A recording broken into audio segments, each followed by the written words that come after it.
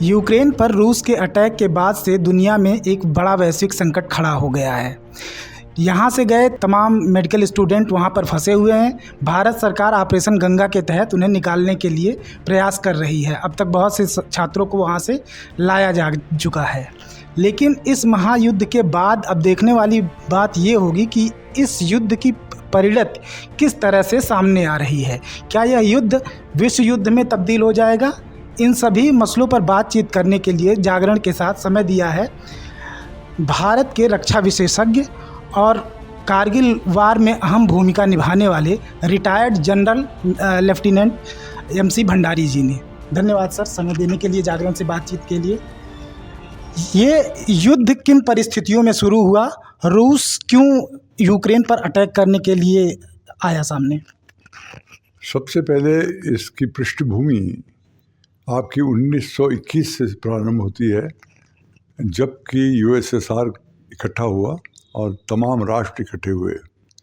लेकिन 1961 में 1991 में जबकि USSR का विघटन हुआ तो 3 राष्ट्र जो इकट्ठे थे वो खासतौर पर रूस, बेलारूस और यूक्रेन, ये 3 बच गए थे। तो यूक्रेन ने भी बाद में अपने को स्वतंत्र राष्ट्र घोषित किया। बाकी जितने भी राष्ट्र इसके दाहिने बाएं पड़ोसी राष्ट्र थे, उनके साथ नेटो का संबंध शुरू हुआ और नेटो की फोर्सेस वहाँ पर आनी शुरू हो गई। और इसमें ख़ास जो भूमिका थी वो USA की और UK की थी। पुतिन जब से वहाँ के प्राइम मिनिस्टर और प्रेसिडेंट बने तो उनके मन में एक यही भाव था, उनकी भावना यही थी कि किसी तरह से रूस की पुरानी छवि को वापस लाया जाए। तो इसलिए उन्होंने ये कहा था, और इस बात से वो खुश नहीं थे कि उनके चारों तरफ उनके चारों पड़ोसी नेटो फोर्सेस से घिर जाएं। उन्होंने बार बार इसके बारे में वेस्टर्न कंट्रीज़ को बताया था, USA को भी बताया था, और शीत युद्ध के पश्चात भी इस तरह की चीज़ों को उन्होंने देखा था, लेकिन उनकी बातों पर किसी ने गौर नहीं किया। अब आते हैं बात यूक्रेन की। यूक्रेन के जो अभी प्राइम मिनिस्टर हैं जेलेंस्की, वो अमेरिका में पड़े हुए हैं। अमेरिका में पड़े हैं तो उनकी डेमोक्रेसी की प्रति सोच अलग है और पुतिन की सोच अलग है। पुतिन अभी भी एक कम्युनिस्ट सोच के हैं और पिछले 17 साल से वो अपने राष्ट्र की बागडोर को संभाले हुए हैं और बिल्कुल एक अथॉरिटेरियन यानी कि सत्ताधारी सोच को रखते हैं। तो उन्होंने बार बार कहा था कि देखिए, आप यहाँ पर नेटो फोर्सेस को आने का चांस न दें, मौका न दें। ईस्टर्न यूक्रेन के 2 हिस्से हैं जहाँ पर कि रशियन उग्रवादी हैं। वो इसलिए हैं क्योंकि वो इलाके में रशियंस बहुत ज़्यादा हैं। तो उनके ऊपर जो है यूक्रेन वाले बहुत आतताई बातें करते हैं, उनको परेशान करते हैं। तो इसलिए उन्होंने कहा कि भाई इनको अपने कॉन्स्टिट्यूशन में ऐसी जगह दीजिए ताकि ये ऑटोनोमस रहें। लेकिन इस बात को भी जेलेंस्की ने नहीं माना, क्योंकि जेलेंस्की जो है वो चाहता था कि रूस के साथ वो ना रहे और अपने नेटो फोर्सेस को ले आए, और इसके संबंध में काफ़ी कार्यकलाप और पेपर वर्क हो चुका था। जब ये बात नहीं माने तो पुतिन ने निर्णय लिया कि जितने भी 2 डॉनबास का जो इलाका है, ईस्टर्न सेक्टर का, ईस्टर्न यूक्रेन का, उसको स्वतंत्र घोषित किया जाए। और जिस दिन उसने स्वतंत्र घोषित किया उसके बाद उसने अपनी सेनाओं को यूक्रेन के 12 सिटीज़ के ऊपर और यूक्रेन की राजधानी कीव, जो कि बहुत ही एक पुराना शहर है और वहाँ बहुत पुराना, जो कि फर्स्ट वर्ल्ड वार और सेकेंड वर्ल्ड वार में वहाँ लाखों लोग मरे हैं उस इलाके में, तो उसने कहा इसको आप कैप्चर कीजिए। देखिए, किसी भी राष्ट्र की अगर कैपिटल को अगर आप कैप्चर कर लेते हैं तो ये समझिए कि पूरा राष्ट्र जो है वो आपने कैप्चर कर लिया। तो बार बार पुतिन यही बोलते रहे कि मैं यूक्रेन को कैप्चर नहीं करूँगा, लेकिन फिर भी उन्होंने ये चाहा अपनी फ़ौजें वहाँ भेज के कि इनका मनोबल टूट जाए, ये जो जेलेंस्की का मनोबल टूट जाए और यूक्रेन की सेना जो है वो हथियार डाल ले। बार बार आज भी वो कह रहे हैं कि यूक्रेन की सेना अपने हथियार डाल ले। और आज 8वां दिन है और 8वें दिन में यहाँ तक अभी मैंने ये खबर सुनी है, उन्होंने ये कहा है कि जेलेंस्की का अभी पता नहीं है, जेलेंस्की किसी अननोन जगह पर या अनजान जगह पर चले गए हैं। अब ये तो थोड़े समय के बाद ही पता चलेगा क्या है, लेकिन पुतिन का ये पूरी कोशिश उसकी यही है कि जेलेंस्की या वहाँ की मिलिट्री एकदम से सरेंडर करे, ताकि वो उन्हीं इरादों पे चले जिन पर पुतिन चले। जैसे बेलारूस की गवर्नमेंट है, बेलारूस की गवर्नमेंट पूरी जागीरदार है, मतलब जागीरदारी की जो प्रथा है वो उसी तरह के रूस के नीचे काम करती है। तो उसी तरह की गवर्नमेंट बाद में पॉलिटिकली पुतिन यूक्रेन में लाना चाहते हैं। तो ये असली में सोच है, और मैं समझता हूँ कि अगले 2-3 दिन बहुत ही अहम हैं। और ये एक महायुद्ध, जैसे आपने शब्द का इस्तेमाल किया, ये महायुद्ध तो नहीं होगा, लेकिन ये एक लिमिटेड वॉर, एक सीमित वॉर हुई, इसीलिए वेस्टर्न कंट्री जो है उसको देख रहे हैं और इसमें कुछ कर नहीं पा रहे हैं। अगले 2-3 दिन बहुत महत्वपूर्ण होंगे, और मैं समझता हूँ कि ये चीज़ जो है ये 3-4 दिनों में सिमट जाएगा। लेकिन इसका जो असर है काफ़ी सालों तक चलेगा, क्योंकि अंदरूनी जो हरकत होती है, मानसिक जो प्रवृत्ति होती है लोगों की, वो उसको लाइन पर लाने में बहुत समय लगता है। सर, जर्मनी और फ्रांस ने अभी यूक्रेन को हथियार सप्लाई करने का आश्वासन दिया है। तमाम तरह के रसिया पर आर्थिक प्रतिबंध यूरोप और अमेरिका लगा रहे हैं। तो ये लगता है कि कब तक ये युद्ध कितना लंबा खींच सकता है, और अगर ये अधिक लंबा खींचता है तो पूरे क्या स्थितियां बनेंगी? देखिए, 2 किस्म की मदद होती हैं युद्ध में, एक तो प्रत्यक्ष रूप से और एक परोक्ष रूप से। ये जो फ्रांस और जर्मनी की बात कर रहे हैं, यही नहीं बल्कि विश्व के बाकी बहुत राष्ट्रों ने कहा है कि हम इनको हथियार देंगे, इनको पैसा देंगे, इनको सब कुछ देंगे। लेकिन आप ये देखिए, लड़ने वाला कौन है? लड़ने वाला तो यूक्रेन की सेना है ना। अगर यूक्रेन की सेना का मनोबल ही नहीं है तो वो कुछ काम नहीं कर सकते, वो कहाँ जाएंगे? सेना तो सीमित होती है ना। यूक्रेन की सेना रशियन सेना के सामने तो खड़ी नहीं हो सकती कोई। तो आप कुछ भी बोलिए, चाहे आप सैंक्शन दीजिए, चाहे आप कुछ भी कीजिए, सैंक्शन रशिया के ऊपर कोई नई चीज़ नहीं है, पहले भी उनको बहुत सैंक्शन दिए जा चुके हैं। हाँ, इससे ज़रूर यह है कि इस तरह की वार से एक राष्ट्र जो है वो 30 साल पीछे चला जाता है इकोनॉमिकली। 30-40 साल का फ़र्क पड़ेगा इकोनॉमी में रूस के, वो मैं मानता हूँ। लेकिन मेरा मानना यह है कि इस तरह के हथियार वगैरह देकर अभी क्या करेंगे, जब सेना ही नहीं, वो जब घेर के रखेंगे, जैसे 12 शहर है या कैपिटल को, उनको फौज को घेरेंगे, तो कौन इस्तेमाल करेगा उसको? ये इस युद्ध को लेकर के पुतिन ने न्यूक्लियर यूनिट को भी अलर्ट मोड पे रखा है और थ्रेट दिया है कि हम न्यूक्लियर अटैक भी कर सकते हैं। ये क्या एक ऐसा भी हो सकता है कि परमाणु युद्ध जैसा कुछ शुरू हो सकता है? देखिए, there is nothing fair in love and war. जैसा मैं आपको बोल रहा था कि ये पुतिन जो हैं, ये रूस की सेना के केजीबी में कर्नल रहे हैं, सुरक्षा के अधिकारी रहे हैं, और 17-18 साल से सत्ता में रहे हैं। एक अनुभवी राजनीतिज्ञ हैं, कूटनीतिज्ञ हैं, स्ट्रेटेजिस्ट हैं। वो जानते हैं कि एक दफ़े इस तरह का जो न्यूक्लियर वॉरफेयर की जो बात करते हैं बार बार, वो सिर्फ एक मनोवैज्ञानिक दबाव है। मनोवैज्ञानिक दबाव किसके ऊपर है? दो लोगों के ऊपर है। एक यूक्रेन के ऊपर और दूसरा उन राष्ट्रों के ऊपर जो कि न्यूक्लियर क्षमता रखते हैं। लेकिन ये जो युद्ध है, इसमें न्यूक्लियर वॉरफेयर नहीं हो सकता। जो मैं समझता हूँ कि यहाँ पर न्यूक्लियर वॉरफेयर का कोई स्कोप नहीं है। ये सिर्फ एक मनोवैज्ञानिक दबाव डालने के लिए है। इसीलिए अमेरिका ने भी स्टेटमेंट भी दिया है कल परसों कि हम न्यूक्लियर हथियारों का इस्तेमाल नहीं करेंगे। उन्होंने बोल दिया इस बारे में कि उनको मालूम है कि इसके परिणाम इतने सिंपल नहीं होते, बड़े भयंकर होते हैं। जब जापान में नागासाकी और हिरोशिमा में अमेरिका ने बम डाले थे, तो अमेरिका को मालूम है कितने लाख लोग मरे थे। उसके बाद अभी तक न्यूक्लियर बमों का इस्तेमाल नहीं हुआ। इस युद्ध के बाद से क्या एक देश के रूप में यूक्रेन पे संकट आ जाएगा? अगर यूक्रेन सरेंडर करता है तो क्या एक देश के रूप में उस पे संकट आता है? देखिए, यूक्रेन में जो स्थिति मैं सोचता हूँ, अगले 2-3 दिन बड़े निर्णात्मक होंगे।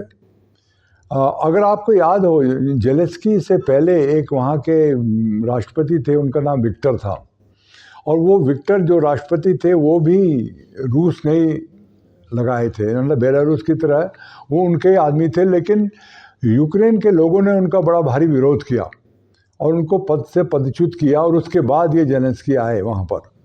तो कहने का मतलब यह है कि अगर आप यूक्रेन की सरकार में या यूक्रेन के लोगों में सरकार सत्ता में अपनी ही सरकार की सत्ता को लगा दें, जैसे बेलारूस की सरकार है, बेलारूस की सरकार बिल्कुल एक कठपुतली सरकार है रूस की, तो वही वो चाहते हैं, पुतिन यही चाहते हैं कि यूक्रेन की सरकार उनकी अपने लोगों की हो और जो डोनबास का इलाका वो अपना हो, बाद में उसको अपना बना लेंगे। इस समय के साथ धीरे धीरे, मैंने आपको बताया, वो चाहते हैं कि ये जो इलाके थे या रूस के जो 3 बड़े हिस्से थे, रूस और आपका बेलारूस और यूक्रेन, ये सब इकट्ठे हों। क्रीमिया उन्होंने ले लिया, जॉर्जिया उन्होंने ले दिया है। लेकिन असली में दुख की बात यह है कि आज प्रश्न ये उठता है कि आज के ज़माने में आप मुझे बताइए कि ये नेटो की ज़रूरत क्या है। मैं एक रक्षा से बड़ा जुड़ा हूँ, आप नेटो फोर्सेस की ज़रूरत क्या है? ये आप किस ज़माने की, ये तो सेकेंड वर्ल्ड वॉर की बात हो रही है। नेटो की अब क्या ज़रूरत है? अभी राष्ट्र इतने संपन्न हैं, राष्ट्र इतने आपस में बात करें, आपको किसकी डर है? ये सब मिली भगत है वेस्टर्न कंट्रीज़ की और यूएसए इन पर्टिकुलर की, जो नेटो, आप क्यों घेर रहे हैं रूस को? आपके देश को तो किसी ने नहीं घेरा, यूएसए को तो कहीं नहीं घेरा, वो तो मीलों हजारों मील दूर है। आप दूसरे राष्ट्रों को क्यों घेर रहे हैं? आप राष्ट्रों को एक दूसरे के साथ बात करके जो मदद चाहिए, तकलीफ चाहिए, आपस में अपनी सॉलिडेरिटी बनाइए, मित्रता बनाइए। ये क्यों संगठन कर रहे हैं आप? किसको डर है? ये तो वही राज्य हैं रूस के जो उसके साथ थे यूएसएसआर में, तो आप उनको क्यों उकसा रहे हैं? ये भी प्रश्न है। लेकिन इसके साथ ये भी है कि युद्ध ऐसी चीज़ों का समाधान तो नहीं हो सकता, क्योंकि ये इस युद्ध के बाद से यूक्रेन की भी जनता और रूस की जनता दोनों के ऊपर एक बड़ा संकट आने वाला है। देखिए, ऐसा है, युद्ध किसी चीज़ का समाधान नहीं दे सकता। कारगिल युद्ध में मुझे याद है, मैंने 2 लड़ाइयाँ लड़ी हैं बड़ी बड़ी भारत की तरफ से, एक 71 की लड़ाई और दूसरी कारगिल की लड़ाई। कारगिल की लड़ाई में जब हम लोग विजयी हो गए थे तो मुझे प्रधानमंत्री ने अपने डीजीएमओ के साथ वाघा बॉर्डर में भेजा था और उन्होंने नवाब शरीफ से बात करके उन्होंने डीजीएमओ को बुलाया था वहाँ बात करने के लिए। तो कहने का मतलब यह है कि चाहे आप विजयी हों या चाहे आप हार रहे हों, अंततः वार्ता टेबल के ऊपर ही होती है। जो आप बोल रहे हैं बिल्कुल मैं आपसे सहमत हूँ। लेकिन युद्ध कब होता है? युद्ध जब होता है जबकि आपके डिप्लोमेटिक रिलेशन ख़त्म हो जाते हैं, जब आपके मनभेद जो है वो एक ऐसी स्थिति पर पहुंच जाते हैं जिसका कोई इलाज नहीं हो सकता, आप फिर ज़मीन में आ जाते हैं, लड़ाई करते हैं। लेकिन लड़ाई कब तक करेंगे? आप जब एग्जॉस्ट हो जाते हैं तो एक सीमा निर्धारण होता है, तब आप बैठते हैं और जब आपस में फिर डिस्कशन होता है, बातचीत होती है, तब आप कोई एक समझौता करते हैं। वो आप बिल्कुल सही बोल रहे हैं। लड़ाई किसी चीज़ का समाधान नहीं है। आप देखिए, प्रथम विश्व युद्ध हुआ, द्वितीय विश्व युद्ध हुआ, उसके बाद इतनी लड़ाइयाँ हुई, अंततः कहाँ? टेबल के ऊपर ही तो बैठे, बातचीत तो समझौते टेबल पर ही हुए। इस युद्ध का क्या ये युद्ध विश्व युद्ध में तब्दील हो सकता है? यह एक सवाल है।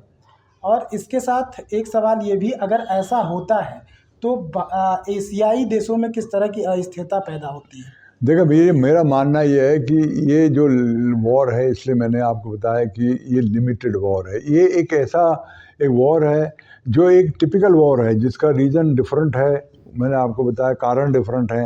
तो ये आज के ज़माने में हर एक व्यक्ति, हर एक राष्ट्र चाहता है कि वो संपन्न हो, इकोनॉमिकली स्ट्रॉन्ग हो।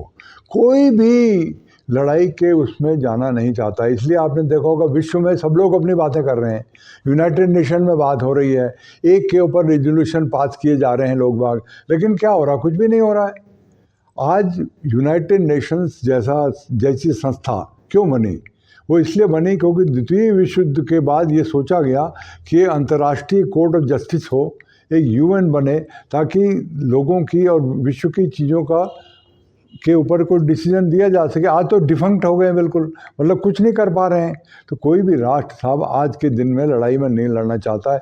इसलिए आप देखेंगे कि ये दूर से देख रहे हैं, ये चीज़ें पास हो रही हैं। जैसा मैंने कहा, ये 3-4 दिनों को, मेरी समझ से 3-4 दिनों में इसका निर्णय हो जाएगा और फिर बात चलती रहेगी। ये महायुद्ध में परिवर्तन होने का कोई इसका मैं नहीं समझता कि ऐसी कोई बात होगी।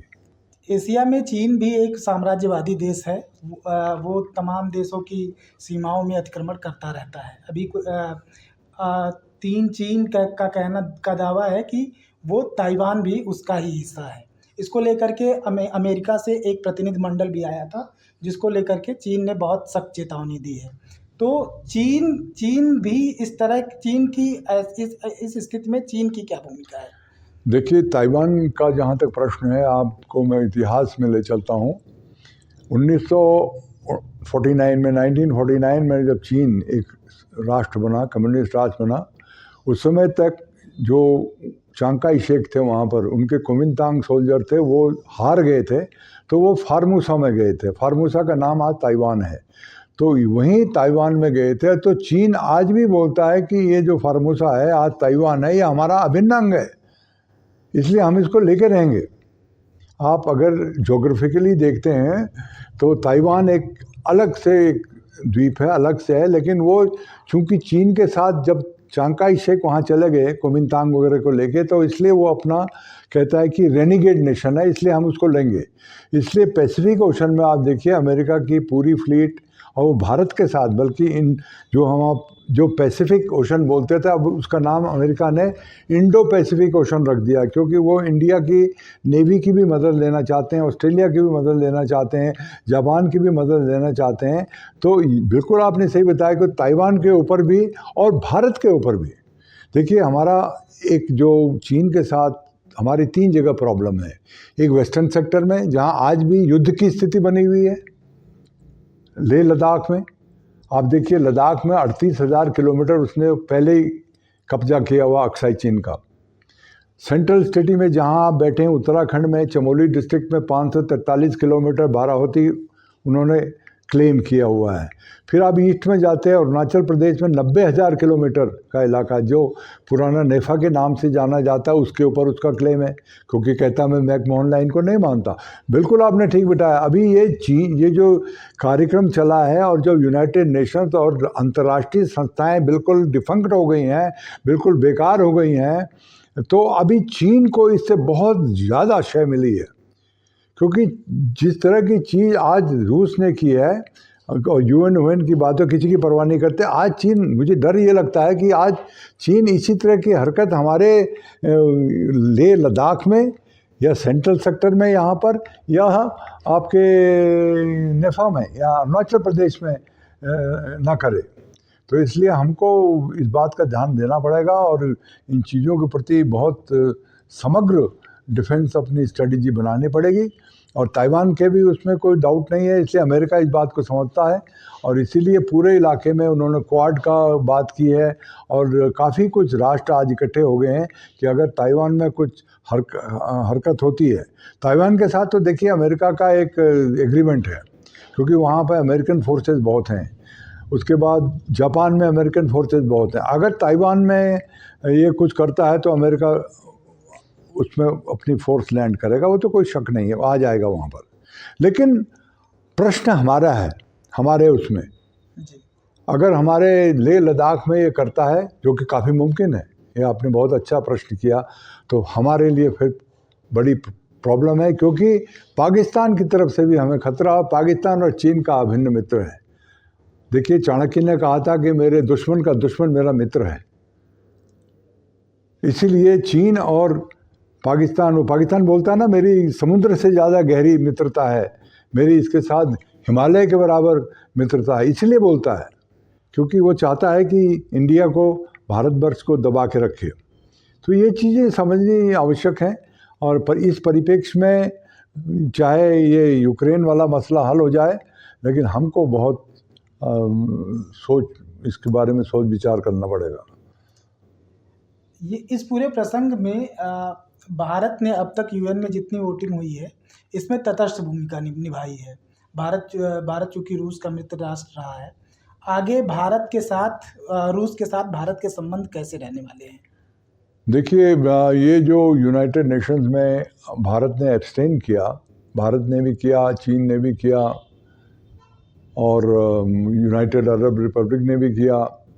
ये एब्सटेन करके बहुत अच्छा किया उन्होंने, क्योंकि इसके कारण है, मैं आपके कारण बताता हूँ। भारत सशस्त्र सेनाओं के 64%, 64% जो इक्विपमेंट है, मिलिट्री इक्विपमेंट रूस से आता है। आपको शायद ये पता हो। 64% बड़ा, काफ़ी बड़ा परसेंटेज है। पहली बात। दूसरी बात, जो अभी एडी प्रणाली है उसकी पहली खेप अभी आई है, और हो सकता है अगली खेप जो दूसरी और तीसरी खेप आने में प्रॉब्लम हो जाएगी, क्योंकि सैंक्शन लगी हुई है उसके ऊपर। तो रूस के साथ ये जो हमने काम किया है बहुत अच्छा, बहुत बढ़िया किया है। और हमने यही कहा है कि भाई हम नहीं चाहते कि अनावश्यक युद्ध हो। उन्हीं शब्दों का इस्तेमाल किया। आप देखिए वो शब्द जो हमने बोले हैं यूएन में और जो पर्चा दिया है उसमें यही लिखा है, और इस चीज़ का समाधान जो है बैठ के आप कीजिए। हमारी सबसे बड़ी समस्या क्या है स्टूडेंट्स की, जहाँ से आपने शुरुआत की है। हमारी समस्या यह है कि स्टूडेंट्स को आप वहाँ से लाएं, और इसके लिए हमने 4 मंत्री अपने भेजे हुए हैं। भारत ने बड़ा अच्छा काम किया हुआ है। मैं देखता रहता हूँ यहाँ बैठ के लोग काफ़ी कुछ बोलते हैं, लेकिन मैं समझता हूँ कि जिस तरह के कार्य हमारे इंडियन एयरफोर्स अभी उसमें कूद पड़ी है। हमारे C-17 ग्लोब मास्टर हवाई जहाज़ में, जिसमें 300-350 हम स्टूडेंट ऐसे उठा सकते हैं, तो क्या प्रॉब्लम है? कोई प्रॉब्लम नहीं है। देखिए इन चीज़ों में समय लगता है। जहाँ लड़ाई हो रही है उसके बीच में कॉरिडोर बनाना है, स्टूडेंट्स को उन राष्ट्रों में लाना है जो रूस की यूक्रेन के बीच में है, या बेलारूस में है, या पोलैंड में है, या रोमानिया में है।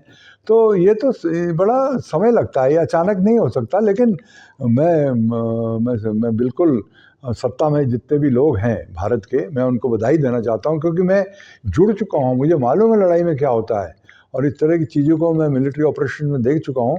तो सब लोग बधाई के पात्र हैं। बड़ा अच्छा काम हो रहा है। सर, इस युद्ध की परिणति आप कहाँ देख रहे हैं कि क्या इसका निष्कर्ष निकलने वाला है? दूसरा एक सवाल ये है कि क्या इस युद्ध को टाला जा सकता था? देखिए 2 चीज़ें होती हैं। अब क्या होगा, ये परिणति ये अब क्या होगा, जैसे मैंने बताया कि अगले 3-4 दिन बहुत निर्णायक साबित होंगे।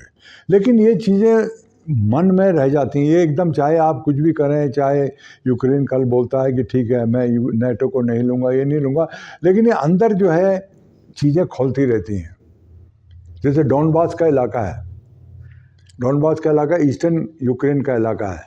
मैं ये समझता हूँ कि अभी तो ठीक है, वो उनको अलग अलग आप कर देंगे, अंततः वो इलाका भी रूस के साथ चला जाएगा। ठीक है ना।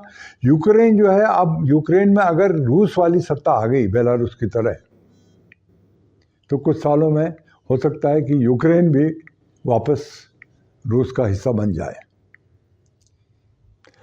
और जहाँ तक हमारा प्रश्न है वो बड़ा गंभीर प्रश्न है, क्या होगा, परिणति क्या है। हमें सर डर है कि इस तरह की चीज़ जो पुतिन ने की है, रूस ने की है, मुझे तुलसीदास का दोहा याद आता है, समरथ को नहीं दो गुसाई, पराधीन सपने सुख नहीं। तो इसका मतलब यह है कि आज आप अगर आप समर्थ हैं, आप डंडा आपके पास है, तो भैंस भी आपकी है। तो ये हमारे लिए एक चेतावनी है भारत के लिए, क्योंकि चीन जो है विश्वसनीय नहीं है। तो हमको बिल्कुल इस बात में चौबंद रहना पड़ेगा, और चीन से निपटने के लिए अपना काम करना पड़ेगा। इसलिए ना हम रूस को खफा कर सकते हैं, ना हम अमेरिका को खफा कर सकते हैं, ना हम इजराइल को खफा कर सकते हैं। और आज हमारी कूटनीति का ये एसिड टेस्ट है भारत की, मैं इसको ऐसे देखता हूँ। और आप इसको कैसे देखते हैं कि भारत इसमें कितना सफल हो रहा है? बिल्कुल हो रहा है, लेकिन रोज़ बरोज़ देखिए आप, हमारे लोग वहाँ जा रहे हैं, हमारे लोगों को बाकी राज्य भी आने दे रहे हैं, हमारे मंत्रियों को आने दे रहे हैं, हमारा हवाई जहाज एयर स्पेस मिल रहा है। पुतिन बोल रहे हैं कि हम कीव के इलाकों में या खारकुन के इलाके से या जहाँ जहाँ चल रहा है हम कॉरिडोर बना रहे हैं। इसका मतलब हमारी डिप्लोमेसी ठीक काम कर रही, बहुत बढ़िया काम कर रही है। और रूस के साथ हमारे संबंध आज के नहीं हैं। रूस के साथ हमारे संबंध तो आप लगाइए कि 1960 से हैं। 71 वॉर में जब यूएसए की 7 फ्लीट आप बांग्लादेश में जा रही थी, तो जब उनके फ्लीट अंदर गई तो भारत ने अचानक एक मैसेज दिया रूस को कि भाई हम तो अभी बंगाल की खाड़ी में ये लोग आएंगे तो बड़ा प्रॉब्लम हो जाएगी। तो आपको आश्चर्य होगा कि रूस ने पनडुब्बी भेज दी अपनी, और इनको पता नहीं चला। जब उनकी शिप बंगाल की खाड़ी में जा रहे थे तो रशियन पनडुब्बी ऊपर आ गई और ये भागे वहाँ से वापस। तो रूस ने जब हमारी इतनी मदद की है तो हमको इस चीज़ को ख्याल रखना है। देखिए, जैसे मैंने कहा था आपको, अंतर्राष्ट्रीय संबंधों में, अंतर्राष्ट्रीय मेल मिलाप में कोई भी राष्ट्र किसी का ना तो मित्र होता है ना किसी का शत्रु होता है। सब कुछ क्या होता है, आपके स्थायी इंटरेस्ट जो हैं, जो आपके राष्ट्र के स्थायी जो इंटरेस्ट हैं वो बहुत ज़्यादा होते हैं, बहुत सबसे सर्वोपरि होते हैं। वो आपकी भू भौगोलिक और भू राजनीतिक स्थितियों में रह के बदलते रहते हैं। आज ये वही अमेरिका है जिसने पाकिस्तान को मदद करके हमारे अगेंस्ट काम किया था 71 में। आज वो हमारे सामने, इंडिया के सामने हर चीज़ को बाजार में आता है और कहता हमारी चीज़ें लो, ये लो, क्योंकि ये चीज़ें चलती रहती हैं। और इसमें अपना सोच विचार करना ही असली कूटनीति है। और आज हमारे राष्ट्र में मैं इतना बताना चाहता हूँ कि भारतीय लोगों का मस्तिष्क बहुत बढ़िया है, बहुत अच्छा है, और हमारे जो प्रतिनिधि भी हैं, हमारी जो सोच भी है, कूटनीतिक सोच, बहुत उत्कृष्ट है। तो मैं इस चीज़ से बहुत प्रसन्न हूँ। इस युद्ध के बाद यूरोपियन कंट्री और अमेरिका की क्या दुनिया भर में छवि बन रही है? इस युद्ध के पश्चात देखिए, 2-3 चीज़ें हो सकती हैं। इस युद्ध के पश्चात एक तो डर यह है कि अगर कोई राष्ट्र नेटो का सदस्य बन भी गया तो आज वो मन में ये सोचेगा कि मैं नेटो का सदस्य बन के मुझे फ़ायदा क्या है, कि अगर अमेरिका जो सबसे बड़ा हमारा पालनहारा है वो वही कुछ नहीं कर पाया। तो हो सकता है कि कुछ राष्ट्र अपने नेटो से अपनी मेंबरशिप निकाल के दूसरे राष्ट्रों के साथ मिल जाएं, या सोचे भाई अभी समय आ गया है जब हम अपने अपने संबंध बनाएं। जैसा मैंने आपको बताया कि नेटो क्यों करना है, क्यों आप नेटो करना चाह रहे हैं, प्रश्न ये है, ये इसकी क्या आवश्यकता है, ये आप क्यों किसी के ऊपर दबाव बना रहे हैं? आप क्या किसी राष्ट्र को सक्षम नहीं समझते कि वो अपनी राजनीति कर सके, अपने फॉरेन रिलेशन बना सके? चाहे मैं कितना गरीब हूँ, मैं दूसरे के साथ संबंध बना के उससे इकोनॉमिक हेल्प मांगूंगा, कोई ना तो नहीं कहेगा। मुझे भी मालूम है कि अगर मैं संबंध बना रहा हूँ तो मेरे राष्ट्र सर्वोपरि हैं। तो ये तो एक चीज़ ये निरंतर चलती रहेगी। लेकिन एक बात इससे तय है कि अभी अमेरिका ठीक है, अभी वर्ल्ड पावर, सुपर पावर, आप जो भी बोलें, लेकिन उनकी छवि बड़ी धूमिल हुई है। और यूएन की और अंतर्राष्ट्रीय जितने भी संघ है, हमारे इंटरनेशनल कोर्ट ऑफ जस्टिस, ये सब की छवि जो है बहुत धूमिल हुई है। अब प्रश्न ये है, लोग ये पूछते हैं कि अभी भाई अभी ये जो हमारे संस्थाएं बनी हैं, इतना अरबों रुपए खर्च हो रहे हैं, ये क्या ज़मीन में तो कुछ नहीं हो रहा है? कहते हैं कि युद्ध शुरू होने की तारीख तो होती है, लेकिन ख़त्म होने का कोई देश नहीं तय कर सकता कि ये ख़त्म कब हो रहा है। नहीं, ये भी मैं बोलना चाहता हूँ, मैं ऐड करूँगा, ये ख़त्म हो जाएगा फिर शुरू कब होगा ये भी नहीं आप कह सकते, क्योंकि जिस तरह की चीज़ें डोनबास में चल रही हैं ये आज से नहीं चल रही हैं। वहाँ पर आतंकी चीज़ें चल रही हैं, और आतंकवाद को यूक्रेन वाले बोलते हैं कि रूस ने बढ़ावा दिया है, रूस वाले बोलते हैं यूक्रेन ने बढ़ावा दिया। सबसे ज़्यादा लोग वहाँ पर जो हैं वो रूसी हैं। दूसरी बात, यहाँ धर्म की भी बात है। आपको शायद मालूम हो या ना हो कि डोनबास का इलाका, ईस्टर्न जो यूक्रेन है, वहाँ के लोग हैं मेथोडिस्ट क्रिश्चियन, जो कि रूस में भी है। साम्यवाद में, कम्युनिस्ट में कोई पहले रिलीजन नहीं होता था, लेकिन जब से वो कम्युनिस्ट कंट्री ने अपना अलग से बना तो वहाँ के मैक्सिमम लोग जो हैं मेथोडिस्ट क्रिश्चियन हैं। इस तरफ के लोग जो हैं कैथोलिक हैं। ये एक ऐसी चीज़ है जो इनको अलग अलग बांटती है। ये चीज़ सरफेस पे नहीं आई है, लेकिन मैं बता रहा हूँ।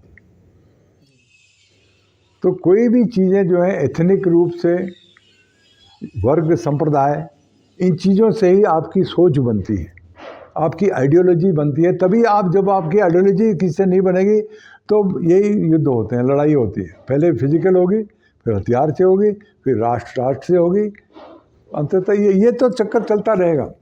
लड़ाई ये आज की बात नहीं है, जब से आदमी पैदा हुआ तब से लड़ता आया है, ये चलता रहेगा। एक सर, थोड़ा इस पूरे प्रकरण से हट करके एक व्यक्तिगत सवाल ये है कि कारगिल युद्ध के दौरान आपकी पूरी भूमिका क्या रही थी? कारगिल युद्ध के दौरान 4 मई 1999 से लेकर जब तक मैं वाघा पोस्ट में नहीं गया डीजीएमओ के साथ, और पाकिस्तान के डीजीएमओ को हमने बुलाया और उनको निर्देश दिए कि अब आप युद्ध समाप्त कीजिए, तब तक सुबह से लेकर शाम तक रात भर हमें पता ही नहीं चलता था कि क्या हो रहा। पूरे ऑपरेशन रूम में लड़ाई को निर्देशन देना और ज़मीन में जाके 15 कोर में और जहाँ पर युद्ध हो रहा था जाना उनको देखना ज़मीन में। तो बहुत सी चीज़ें रही जिसमें मतलब एक आपूर्ति रही। प्राइम मिनिस्टर साहब को ब्रीफ करना, दिन के 2 दफ़े डिफेंस मिनिस्टर को ब्रीफ करना, जॉइंट चीफ ऑफ स्टाफ को ब्रीफ करना। तो इसमें और ये पूरा फॉरेन डेलीगेशन में एक और भूमिका में मीडिया के साथ ये थी कि 150 इंटरनेशनल फॉरेन डेलीगेशन के बल मेरे ऊपर रहते थे कि बताने के लिए रोज़ 2:30 बजे से लेकर 3 बजे से लेकर 1 घंटे तक कि आज क्या हुआ, क्या नहीं होगा, जैसे आप प्रश्न पूछ रहे हैं। तो ये चीज़ें हुई, काफ़ी समय रहा। और फिर जो पाकिस्तान के डीजीएमओ के साथ जो उनके साथ मैंने पहले सियाचिन के ऊपर भी बात की थी, उनको भी मिला, अच्छा लगा। वो तो एक हारे हुए सेनापति की तरह थे, लेकिन फिर भी ये चीज़ें बड़ी याद आती हैं। तो काफ़ी उसमें इंगेजमेंट रहा। जागरण से बातचीत करने के लिए सर आपका बहुत बहुत धन्यवाद। धन्यवाद, आपको भी धन्यवाद।